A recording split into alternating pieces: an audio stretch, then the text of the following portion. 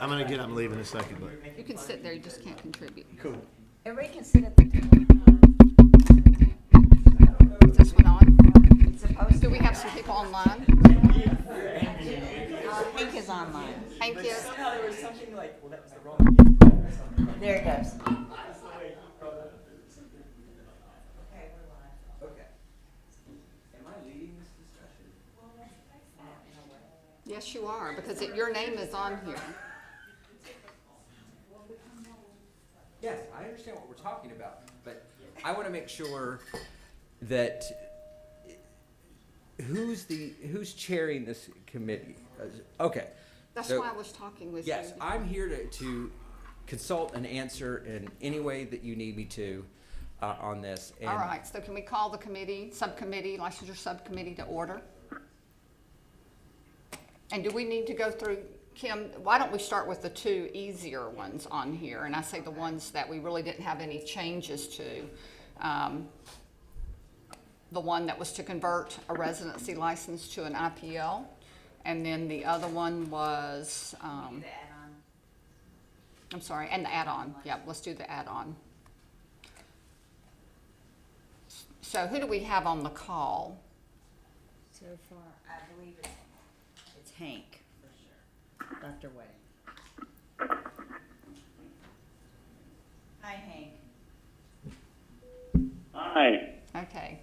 Just wanted to make sure who we had on the call. So if you look at this proposed, what's been proposed for adoption, I'm just going to read that out loud. This is something that the task force, the superintendent's task force on teacher recruitment, retention, and credentialing reviewed yesterday in anticipation of the meeting today. And this was for the add-on licensure area for secondary and middle grades licenses. And Tom, don't go too far because you may have to jump in for clarity. But an individual with a clear initial or continuing license can add on a secondary 9-12 grades licensure area by passing the required subject area exam and be granted the middle grades 6-9 license in the same subject area without additional testing. And that goes back to kind of how we've been doing it historically, is that we would let it go both directions. If you actually got a license at middle school, the 6-8 grades, then or 6-9, we would could ask to add on 9-12. And there was discussion around the fact that that's probably not what we should have been doing. well, Is that right? I don't think it's a should. I think this is more of a automating from a secondary to a middle school license. That can be automated and doesn't require 24 or a test or anything like that. If you pass, what we're trying to get at here is, if you pass the requirements for secondary licensure area, math, science, social studies, English, that you can also qualify for the middle grades license connected to that, not on a provisional basis, but simply we will grant you the license. This is to help districts that you may have a 9-12 certified person, but you've got an opening in the middle grades. You can move them into that. They can qualify for the license automatically, and it's not provisional. It automatically moves down. We kind of refer to this as cascading of these secondary licenses down to the middle grades in the same subject area. Assuming they request this middle grade. Yeah, so an important point of this is the licensee would have to request it because it is their license. So the licensee would be making that request. What I found problematic about this language is that this seems to suggest that it could only happen if you added on a secondary subject, not that if your base license was a 9-12 science, I could go ahead and add the middle grades if I chose to do because I passed the secondary. This makes it sound to me like I have some license, let's say I have an English license, I added on a secondary 9-12 license area, and now I can drop down to the middle school. Where you see what I'm saying? No, Look at the because language. it says same subject, license in the same subject area without additional testing. I want you to look, an individual with a clear initial or continuing license can add on a secondary license area by passing the required subject area exam. Right. Right, that's a specific scenario. I'm a science teacher, I added on math by taking the test in 912 math. I can also get the middle school math. Right. But what that doesn't do is what about my 912 math or science? Can't I add on the middle school Yes. license automatically? Oh, yes. That doesn't make that clear. That says you can only do this process if you're adding on a secondary licensure area. So it needs to be for initial or add-on. Yeah. Yes. Yes. That's the point I'm trying to Yes. make, is that it could be your base license area, or it could be an add-on license area. Very good, yeah. You pass that secondary test, we will cascade it down to the middle school, and we will grant the license to the licensee automatically. So right there needs to be, and I can't even tell if I spelled that correctly, but, It's okay. but there, we need to have initial and, or, maybe or, initial Yes. or, add-on license area for secondary and middle grades, right? Yeah. And then,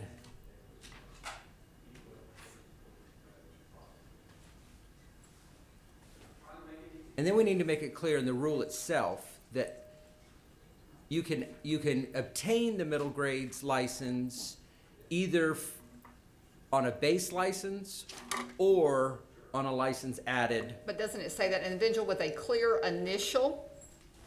So the way I read this You're, is if okay. I've got a clear and continuing license and I add on another area, then I can get the middle school grade. But it doesn't say if I can take my base license area and automatically apply for the middle school. The way this, Well, it says it to me, Does Do you wanna now have to revise say that initial. front part? up here at the top, if I say initial or add-on license. I know what you're saying. I understand what Tom's saying, but do we wanna revise that front part where it says an individual with a clear initial or continuing license? And say what? so I would say an individual with a clear or continuing secondary license area may add the middle grades license area in the same subject without additional testing. Additionally,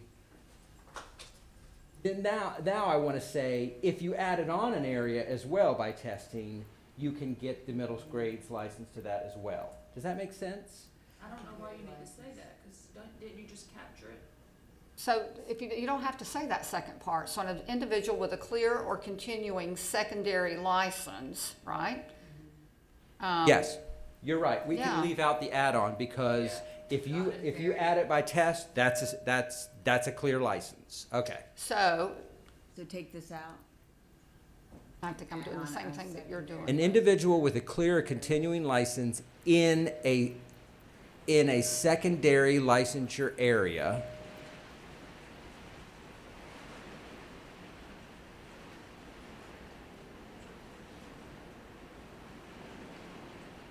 May, may, Wanna do it, Glenda?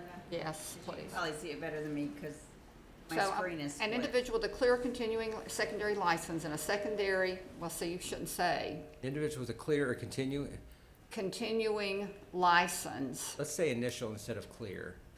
An individual Okay. with, Clear is important in that Okay. it can't be a resident. that's right. So an individual with a, or, So you wanna yeah. say clear initial or No, continuing but license? an individual with a clear or continuing Secondary license in a secondary licensure area may, by passing the required subject area exam, I think we need may by Be- set off in commas. we'll do commas in a minute, may by passing the required subject area exam be granted the middle grade 6-9 licensure. So Susan, listen to Yep. that. An individual with a clear or continuing license in a secondary licensure area Wait, not just continuing. It can be an initial or continuing. with a clear slash Clear, initial, comma, initial. clear initial, Clear, do comma, initial or continuing.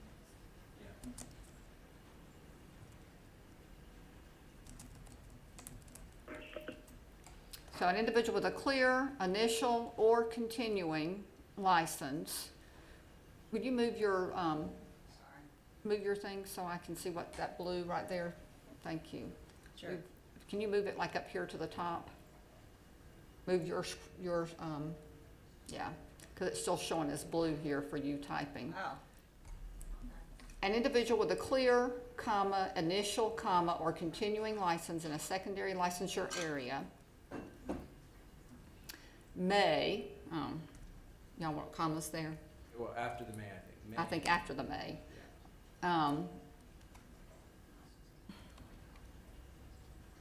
take the other one out. By passing the required subject exam, be granted the middle grade 6-9 license in the same subject area without additional testing. That get to what we're trying to So get to? essentially, anytime you're taking a test in secondary math, English, science, or social studies, you can get the middle grades area without the additional test. Right, It does not go the other way. No, it doesn't. right, right. So can I ask a couple of clarifying questions? So does that mean we should be recommending people 6-12 at this point in those areas? Should they come out with both those? And if so, is it going to be attached to any Like they do today. potential Come up here, sanctions Susan. from performance in an area they weren't prepared to teach in? I don't And think you the would, sorry, go ahead. Go ahead. I don't think you would recommend them for the middle grades area. You would treat it like, you treat if you got, elementary and added a second area by 24. No, well, so I want to be sure I'm clear on that because, They're not recommending them for the middle grade program. so right now, if they've completed enough credits to get them middle grades, now Hank, you help me if I'm wrong, and Susan, you too, from my understanding. So if I am doing secondary math, but I've got enough to get a middle school, Right. the universities or the EPPs are recommending for both, No, are they're they not? We're adding middle grades area by 24. And the distinction is, we're putting it on as a different program code. It cannot be your standalone license because Right. that wasn't your base Right. program. But the EPPs are recommending both now, aren't they? If they have both programs. Right, if they have it, right, but if they have it. So, Dr. Whitington, I want to make sure I'm following your question here. So, it sounds to me like the concern may be that, let's say I prepared a teacher in my program to teach high school science, and that was the pedagogy track that you, though the content may not be substantively different, it's the pedagogy preparation that I used for that candidate. That candidate comes out, gets licensed in middle school, and is teaching middle school. The effectiveness comes back to the EPP, and the concern is maybe they're not as effective in middle school as they would have been in high school, and the EPP takes a hit. Right, that's the concern. And then, the other point I was going to make that kind of goes along with this is that if I license somebody as high school biology, that does not necessarily mean I have the content to teach No. comprehensive middle school science. I could probably figure it out along the way, but again, we haven't prepared them for that with Right. content across all of those disciplines. Right. Same for social studies, although it's a little less, since So- history's the main push. Right. So, Ms. Ruiz wants to comment on that. Well, I was just gonna say, it applies to the secondary comprehensive areas, English, math, social studies, and science. It doesn't apply to the distinct areas of science. Right. Or Okay, distinct areas of social Right. studies. Right, Gotcha. Okay, I just want to make sure. That's That's good. helpful. I don't know if we need to say that. no, I think that's. I think we can operationalize Okay. it. Okay, so we're good with that one. Because, just to make sure, we don't have a middle grades biology. No. No, Okay, so if it no. has to be the same subject area, then that's our, okay. Alright.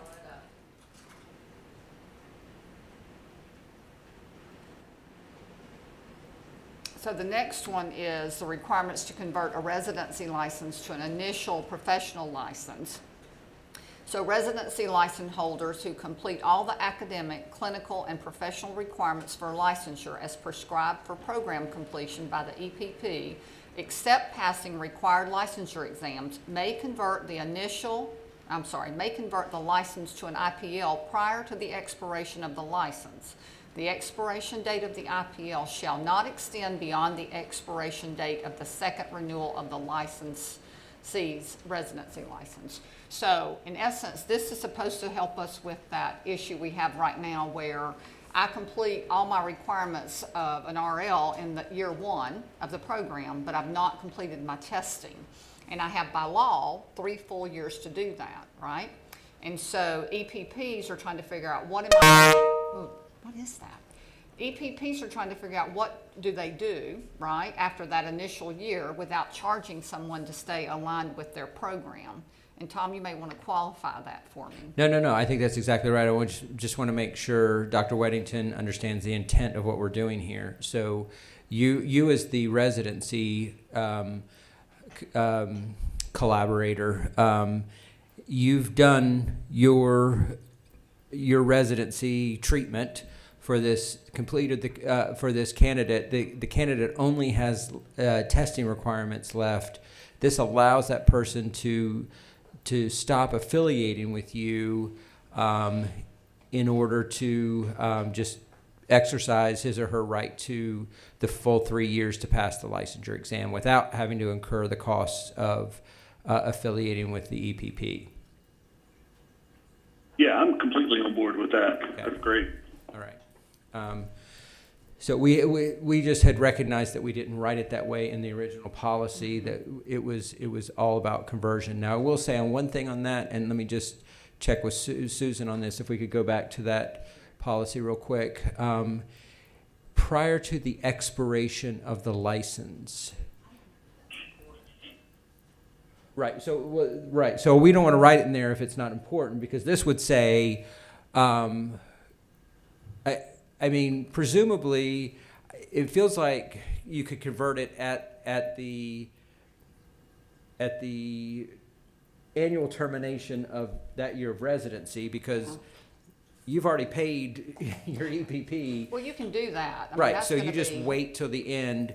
But prior to the expiration of the license, you could wait till the license expired and then renew it I as would something strike different. that. I don't think Okay. Yeah, I think this covers that, and if I do everything and make my testing requirements within year 2, I can go ahead and convert that license, and that covers this, right? So let's just strike the prior to the expiration of the license. So go back. They could do it anytime that. Linda. I'm gonna do that too. I'm Okay. just gonna put, and end it with, IPL, right? I'm good. that's the only question. So does that changeover there, the conversion, it can only happen at the beginning of a new contract year, or could it happen? And we've got some that'll start in October and they work at their own pace and they'll finish in, I don't know, April. Could they convert at that point, or is it the next? You wouldn't need to. There's no reason I didn't know if it to. had no money involved there. Right. But what we want to do is, the only reason we're concerned about the prior to the expiration of the license, like, we don't want people to feel like they have to rush and convert that license. They could wait till the end of that. They could wait till June 30th and then convert that license over to the IPL. Yeah, the extent Okay, to I which see. they can do it, the extent to which the conversion can happen with clean changeover from one school year to the next greatly facilitates a lot of eliminates a lot of maneuvering that we would have to do with salary as far as audit exceptions and manual Right. certification and all that. So do we really need to take that language out of there prior to the expiration of the license? I know they can do it anytime up until that point, but is that language that we want the teacher to understand that they still have to do by the end of? Well, but I guess the question it presents, if you leave it in there, is what if they try to do it after the expiration of the license? Right. Yeah, Well, so yeah. let's strike So it. the license, just to be clear, the license is going to expire annually. True.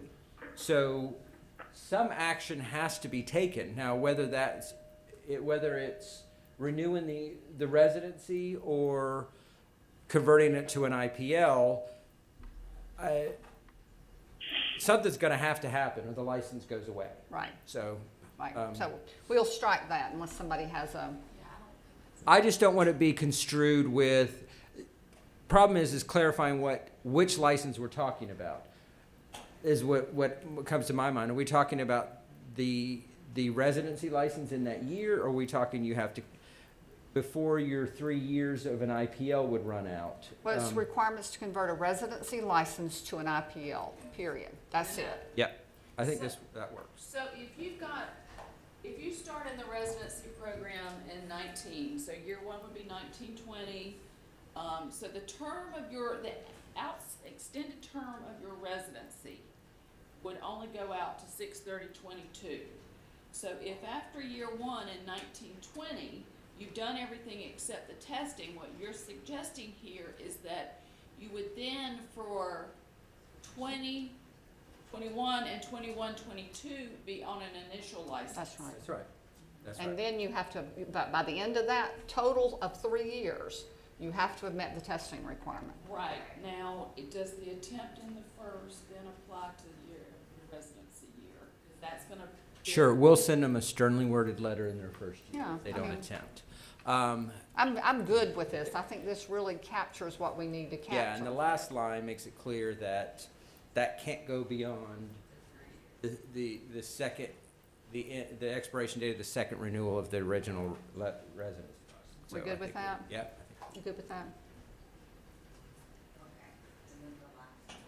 All right, so this one's a little bit longer because, again, we had the opportunity yesterday at the task force to kind of look at this language and clean it up some. And this one is the requirements to reissue an initial teaching license. And anything that we talk about with this, we really need to set an effective date for it. And so one of the things we put in is if this happens, then we want it to be effective not until July 1, 2020, right? Not something that we would make effective with board approval, which is why I put the effective date up there. But basically, with the requirements to reissue an initial teaching license. So in section A, any North Carolina teacher who held an initial North Carolina license that expired prior to conversion to a CPL may be issued an IPL solely for the purpose of completing the 3-year beginning teacher support program requirement. Okay, and so we actually struck the next sentence because we picked that language up later at the bottom. It conflicts with B. I shouldn't say the bottom, but the next part of that. So B is all North Carolina, and I think this is where we'll have our most of our discussion, but let's read through the whole thing. And B, all North Carolina approved education program completers who pass North Carolina State Board of Education required licensure exams before or during the term of the initial license shall be deemed to have met licensure testing requirements for the conversion of the initial license. And we'll give an example of that in a minute. C, we struck that language.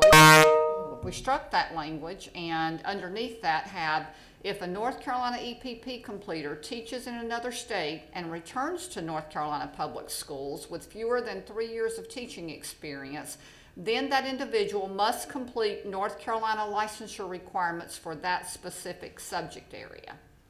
And then D, if a North Carolina EPP completer teaches in another state for 3 or more years, that educator may submit passing licensure exam scores from another state to fulfill North Carolina exam requirements for that specific subject area. So, Tom, I think I want you to see what kind of conversation you have around this. Dark green was saying what an EPP completer was, right? So the dark green said any North Carolina teacher who completed a residency license program and taught in North Carolina for 1 year shall be classified as a North Carolina EPP completer. Okay. We just didn't feel like we needed that language at all, I got you. period, with what we've captured everywhere else. So I don't have a problem with any of this, other than to say that I need to run it past the board attorney to So make which sure. one are you concerned about in there? I The mean, all of it I know has to go to right. the board attorney. So the issue is you're granting a continuing license under current statutory obligations. Does that mean that that granting that license, you have to complete the requirements as they're prescribed in the law at that time, or can we use the test from an old time? I didn't do that conversion. Because I didn't convert it, does that mean I now am held to whatever standards are in effect for issuing the continuing license in North Carolina? Or can I go back and say, you took those tests will suffice, and we will move it forward? Really is a legal question I don't know the answer to, and we just need to vet that before we take it to rules. So I think my example there is just, so that we're clear on that, and Susan, you help me with this if I'm not thinking correctly. But I complete a program at Hank's school. I meet all the requirements for Hank to recommend me for an initial license in the state of North Carolina. That includes whatever testing requirements are in place at the time. The only thing I don't do is teach for 3 years, and I don't complete the beginning teacher support program. But I've completed everything else for the EPP to recommend me to DPI for licensure. And then I leave the state and I go globetrotting somewhere around the country, right? For whatever reason. And then I'm coming back home to my state of North Carolina. And maybe my license has expired. Well, it should have expired. It's expired in North Carolina. I'm coming back. I should be able to come back now and get an initial license in the state because I met all the requirements to get that initial license. I just didn't meet the requirements to convert it to a CPL at the time, which was to teach for 3 years and do my BTSP program.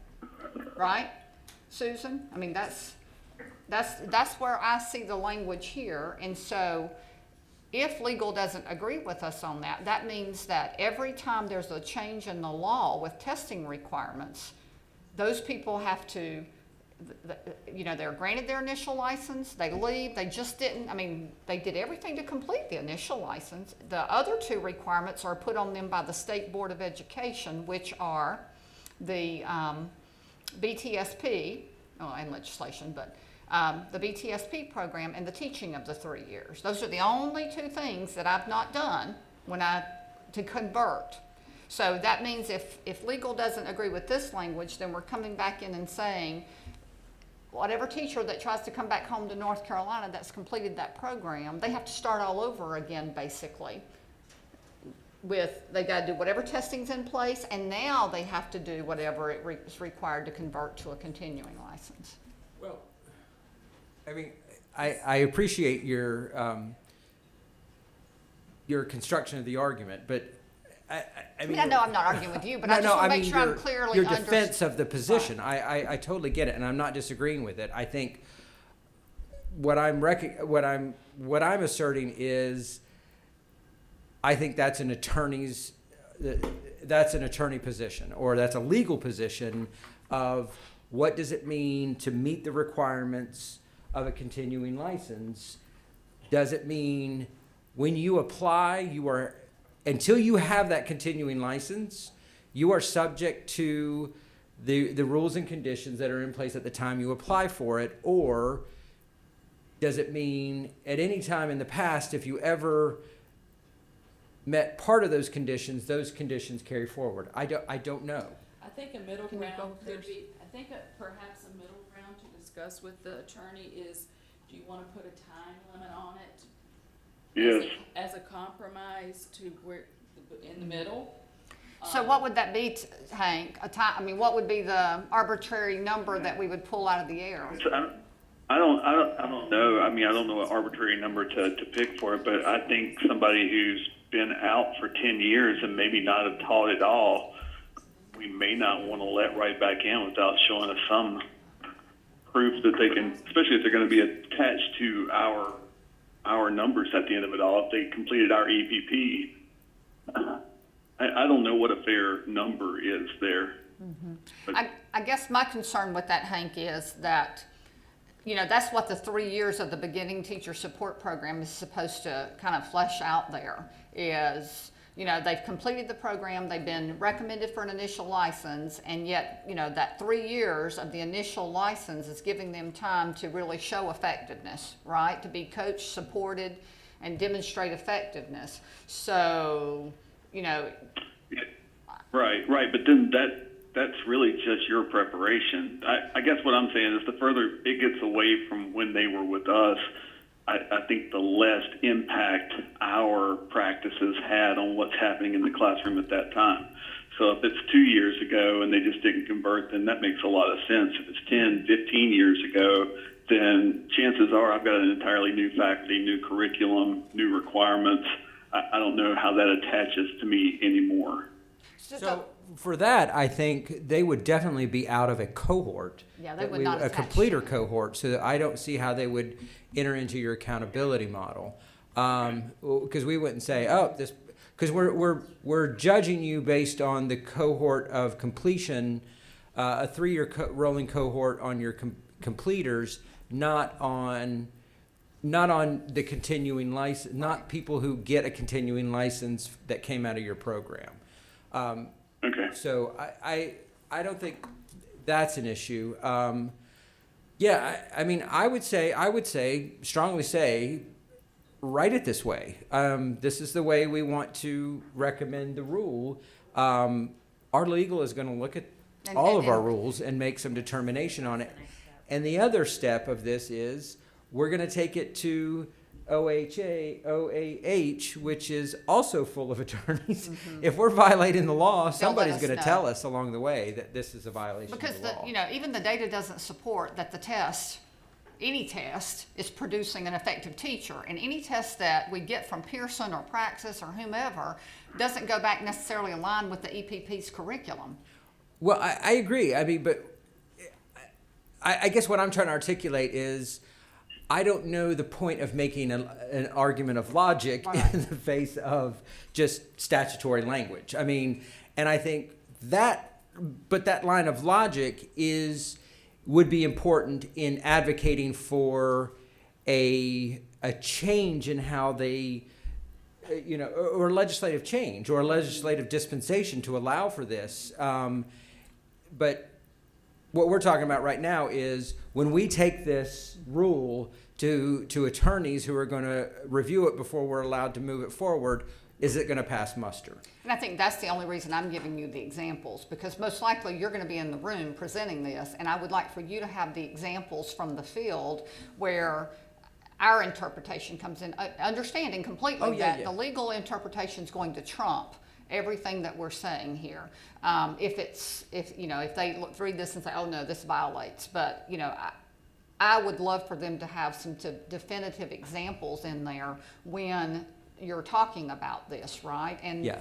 that's the And thing. I will definitely commit to this subcommittee that when I talk about this issue, I will lay out both sides of where the concern lies, like the legal concern as well as the practical concern of what this means for teachers in schools and our ability to license them. So yeah, I mean, Well, and the ability for us to put a substitute in the classroom as opposed to we're putting a teacher who at least completed a program and met all the requirements at the time, and maybe they have cultural experience now from globetrotting across the world, and we want to bring them back into one of our Mandarin or immersion programs or something else.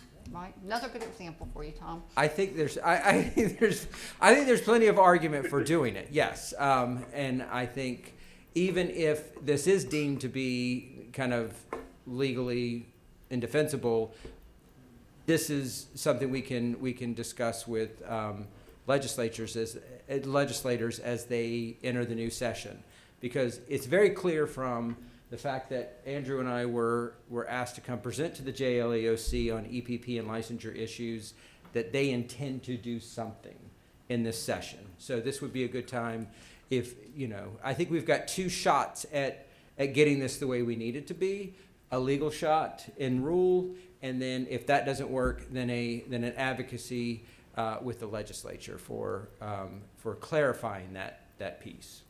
I would just hate to see us to be a state where we go back and make teachers who have done everything they're supposed to do for the initial license, right, to go back and undo whatever agreement they had at that point with the university in the state of North Carolina, because that's just one more pathway, right, and that we'd be blocking somehow. Right, I agree. I mean, you know me, I'm all about the outputs, not the inputs. So Hank, is there anything else on this that concerns you from an EPP side of the house? No, not at all. all right. So just to let everybody know, this will go to our legal or SBE legal, and they will vet it for how it reads to go to RRC or OAH. And then we're going to bring it to the entire commission to do the same thing as what we did for that residency. requesting a residency license to give them a preview, and then go and talk about a fiscal note, either for each one or one overall, and then bring it back for a formal motion. Perfect. All right, well, as far as I know, that's the only business we have from the licensure subcommittee, unless someone else has something for the agenda. All right, Kim, back to you.